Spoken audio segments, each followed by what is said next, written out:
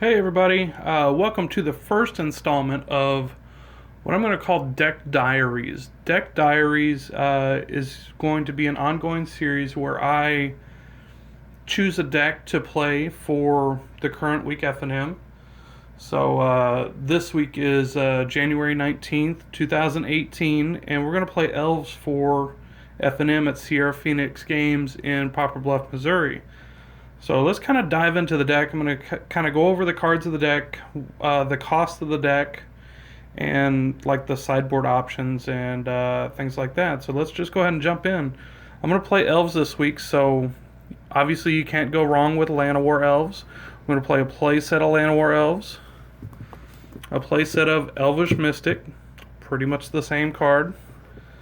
Here's where it starts to get interesting though. We've got Heritage Druid. Heritage Druid is really great. Tap 3, untap elves you control, add 3 green mana to your mana pool. So the first couple of turns you're going to be dropping mana guys, dropping things like Nettle Sentinel. Nettle Sentinel is really great with Heritage Druid. Just the ability to tap him for mana with the Heritage Druid. Untap the Nettle Sentinel, tap him again for mana. You get a couple of Nettle Sentinels out with a Heritage Druid. You really empty your hand pretty quickly. Next we've got Dwynen's Elite. Dwynen's Elite is kind of along the same lines when it comes into play. If you control another elf, put a 1/1 elf warrior creature token onto the battlefield. So again, with a turn 1 Heritage Druid, turn 2 Dwynen Elite, you've got 3 mana up that turn. The deck has a lot of really explosive draws. That leads us into the Lord. You know, obviously pumps all your creatures and then add green mana to your mana pool for each elf you control. So really a game ender or a game changer as far as adding mana, pumping the team, things like that. Now this version of the deck is going to run the Devoted Druid and Vizier of Remedies combo. With these two cards, you can essentially get infinite mana. Now what are you going to do with that infinite mana? Well, I don't know, maybe do an overrun a million times.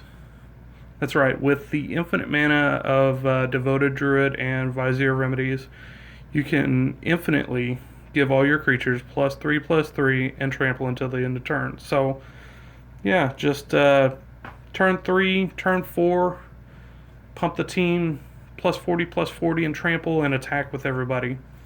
Hopefully you don't get settled to wreckage, but, you know, if that doesn't work, we can do Shaman of the Pack.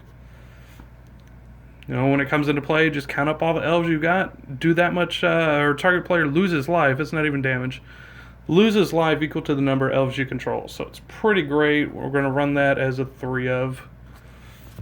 A good way to kind of sneak creatures in under the radar is Collected Company. You get a couple of Shamans off of Collected Company with 5 or 6 elves out there. The game's going to end pretty quick. Along with Collective Company, we've got Chord of Calling. This kind of helps us get, you know, the Vizier, the Singleton Vizier if we need it, to get that infinite mana with Devoted Druid. Helps us get a Heritage Druid. Yeah, it's just a great card. One of the things I do like about this deck is it's kind of modular. You can switch things out. Instead of running Chord of Calling or Collected Company, you could play something like Lead the Stampede. Instead of the infinite mana combo, you could just go straight beat down and with like Elvish Visionary as a replacement. The lands, the mana base in this deck is really where you have a chance to innovate. I'm kind of going pretty stock here. We're going to play 2 forests, a Windswept Heath, a Verdant Catacombs, Temple Garden, Overgrown Tomb, 2 Horizon Canopies, Razorverge Thicket. I'm going to play 3 of those. I'm going to play Gilt-Leaf Palace, basically because I have one. And Westvale Abby. Westvale Abbey is pretty great. Fortunately, it's kind of susceptible to things like Path to Exile, but if if you're playing against like the mono red deck or something like that, it's really great. Westvale Abby, you can pay 5, sacrifice 5 creatures, and transform it into this guy. I'm not even going to try to pronounce his first name, but basically a 9/7 flying lifelink indestructible haste. Pretty sweet. We are going to play 1 Cavern of Souls. Most of the deck lists that I've seen are playing more. I don't think it's really all that necessary. I'm going to play 2 Unclaimed Territories, and then 1 Pendelhaven. So now we've got a little bit of time here. We're going to look at the sideboard, some of the sideboard options for this deck. I think the sideboard's going to be pretty stock. We're going to play 3 Path to Exile, 2 Rest in Peace for those pesky graveyard decks. Chameleon Colossus. I really like Chameleon Colossus against like the Death Shadow decks. It's got protection from black. What more could you ask for against Death Shadow? And then we're going to go Selfless Spirit. Great card against, like Jeskai control decks. Any, like mono red board wipe. What's the card I'm thinking of? Sweltering Suns. That's the standard card. I can't think of the other version of it. Play Scavenging Ooze against more control decks, more graveyard decks. You can bring it in against Death Shadow too. It's pretty great. Reclamation Sage is against like Affinity or Chalice of the Void. Chalice of the Void is really a tough card for this type of deck to deal with. Chalice on 1 kind of shuts us down. So Reclamation Sage, kind of a nod to that. Burrenton Forge-Tender, obviously great against mono red. Aven Mindcensor, any fetch land deck is really great to have Mindcensor in against, so that's what that's there for. Stony Silence, another nod to Affinity. Affinity is really tough, and talk about the modular capabilities of this deck. You could play like Fracturing Gust in this spot. It's a little bit more expensive, but it's really devastating.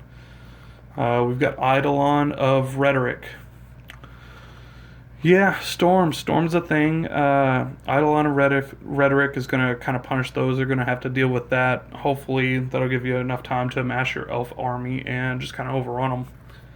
We're going to play Kataki's War Wage, also against Affinity.